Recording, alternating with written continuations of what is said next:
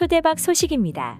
17일 오전 4시에 펼쳐졌던 아스널과 뉴캐슬 경기에서 아스널이 2대0으로 패배하며 전세계 최고의 리그인 유럽 챔피언스 리그에 아스널이 챔스 진출 실패가 점점 실현되고 있는데요. 최근 토트넘과 아스널의 경기에서 손흥민 선수가 20호 골을 넘어 21호 골을 달성하며 아스널을 무려 3대0이라는 퍼펙트 스코어로 완승을 했다는 소식인데요.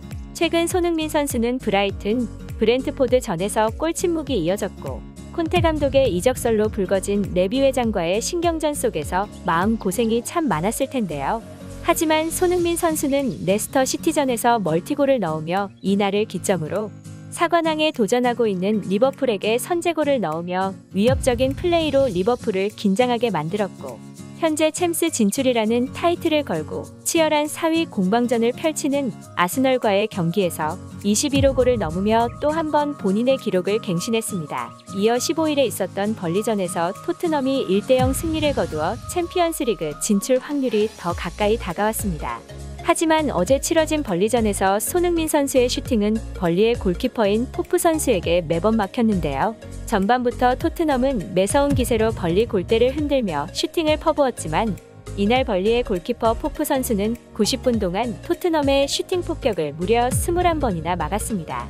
그러나 전반 추가 시간에 벌리의 반스 선수가 핸드볼 파울을 범해 VAR 판독 요청이 들어왔고 VAR 판독 결과 핸드볼 파울이 선언되어 토트넘의 페널티킥이 주어졌으며 페널티킥 성공률이 90%인 케인 선수가 왼쪽 골대 쪽으로 볼을 찔러 넣으며 전반전 추가 시간에 한 골을 기록했는데요. 그렇게 후반전까지 토트넘의 선수들은 벌리 골대에 슈팅을 퍼부었지만 포프 선수의 선방으로 결국 경기는 1대0으로 마무리됐습니다. 벌리전 승리 후 토트넘의 수많은 팬들이 아스널과 뉴캐슬 전에서 누가 승리할지 많이들 궁금하셨을 텐데요. 아스널은 17일 뉴캐슬 전에서 2대0으로 패배를 하였고 현재 토트넘은 승점 68점으로 4위이며 북런던 더비인 아스널과 2점 차이로 아스널은 승점 66점으로 5위에 머물러 있습니다. 이제 토트넘과 아스널은 단 한 경기씩만 남겨두고 있으며 심지어 토트넘의 다음 상대는 노리치 시티인데요. 노리치 시티는 현재 리그 최하위인 20위를 달리고 있으며 이는 곧 2부 리그로 강등이 확정된 팀이라고 볼 수 있습니다. 강등이 확정된 노리치 시티전에서 토트넘이 비기기만 하더라도 챔스에 진출할 확률이 높지만 현재 토트넘의 기세로 보자면 골을 기록할 확률이 높고 만약 한 골이라도 넣어서 이긴다면 토트넘 챔스 진출이 확정되는데요. 이날 아스널은 노리치에게 2대0 패배를 맛보며 여전히 승점 66점으로 2점 차이로 앞서고 있는 토트넘에 밀려 4위에 오를 확률이 희박해졌고 유럽 챔피언스 리그 진출에도 눈앞이 깜깜해졌습니다. 토트넘과 아스널의 골득실 등을 고려하면 마지막 라운드에서 토트넘이 무승부만 거둬도 아스널의 경기 결과에 상관없이 토트넘은 4위 자리를 굳건하게 지키며 유럽 챔피언스 리그에 다시 한번 당당하게 진출하게 되는데요.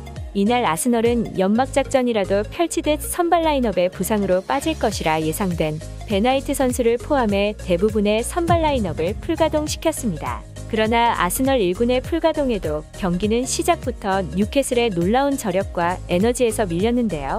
뉴캐슬은 현재 강등 위기에 놓인 팀으로 이날 아스널과의 경기에서 강등을 탈출하기 위한 놀라운 저력을 보였습니다. 최근에 있었던 토트넘과 벌리와의 경기에서 닉 포프 선수가 토트넘의 슈팅을 무려 21번이나 막아내는 놀라운 선방을 보여주었는데요. 벌리도 역시 강등 위기에 처해 있었기 때문에 놀라운 기지가 발휘된 것으로 보이며 위기에 처하면 이와 같은 알 수 없는 힘이 생기는 것 같습니다. 이날 뉴캐슬의 저력에 놀란 아스널은 전반전부터 양팀의 신경전으로 선수들이 다소 과민해졌는데요. 전반 28분 월슨 선수가 상대와의 볼경합 과정에서 가격을 당해 쓰러지기도 했습니다. 아스널은 최근 손흥민 선수의 얼굴을 팔꿈치로 가격해 퇴장당한 로폴딩 선수가 이 경기에 출전하지 않았는데요. 아무래도 아스널은 자신의 팀이 위기에 처해진다는 느낌을 받게 되면 UFC를 연상케 하는 플레이를 축구 경기장에서 보이는 것 같습니다.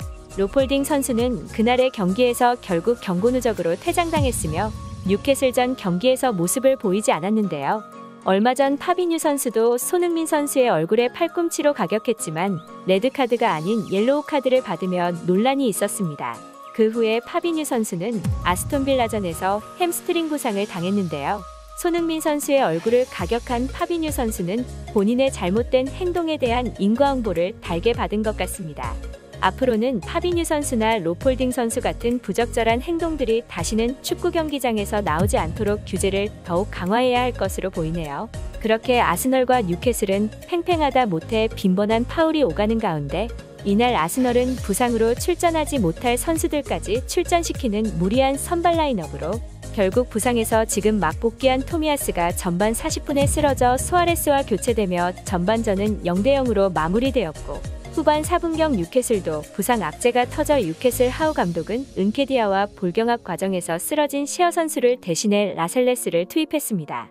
아스널은 이에 질세라 후반 8분 로우 선수를 마르티넬리 선수로 교체 투입시키며 역습을 강화했지만 3분 뒤 아스널의 베나이트 선수가 조엘린톤의 패스를 제대로 걷어내지 못하며 자신의 몸에 볼이 맞아 골대 쪽으로 빨려 들어가 자책골을 기록했는데요.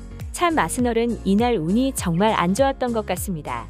이어 아스널은 1대0으로 예상과 달리 불리한 전개가 펼쳐지자 교체 투입까지 하는 총공세를 펼쳤지만 골은 터지지 않았으며 결국 뉴캐슬이 후반 38분 기마랑이스 선수가 조엘링톤 선수의 슈팅 이후 혼전 상황에서 침착하게 마무리하며 2대0 쐐기골을 터뜨리며 아스널을 좌절시켰습니다. 아스널은 이날 경기에 다소 무리한 선발 라인업과 다양한 교체 플레이까지 했지만 손흥민 선수에게 얼굴을 가격해 퇴장당한 로폴딩 선수의 부적절한 행동에 아스널이 인과응보를 받은 것으로 보이는데요.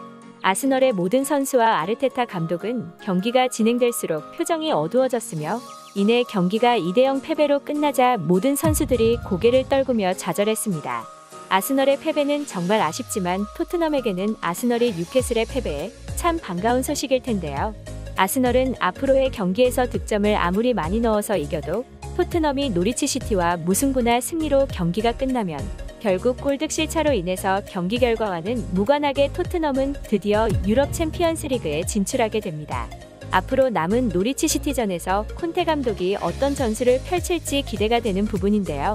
노리치 시티는 이미 강등이 확정된 상태이기에 전력을 다할 가능성이 없겠지만 그래도 21-22 시즌 마지막 경기인 만큼 유종의 미를 거두며 꼭 토트넘이 유럽 챔피언스 리그에 당당하게 진출하여 온갖 이적설 루머에 시달리던 콘테 감독도 토트넘의 자리를 잡아 토트넘이 챔피언스 리그에서 우승까지 하는 모습을 보여주었으면 좋겠다는 바람입니다. 오늘 소식은 여기까지입니다. 토트넘의 EPL 시즌 마지막 경기인 노리치 시티전과 손흥민 선수를 응원하고 싶으신 분이 계시다면 저희 타이탄스 구독을 꼭 눌러주시고 댓글로 응원해주시면 감사드리겠습니다. 거대한 것들 타이탄스였습니다. 타이탄스를 시청해주셔서 감사합니다.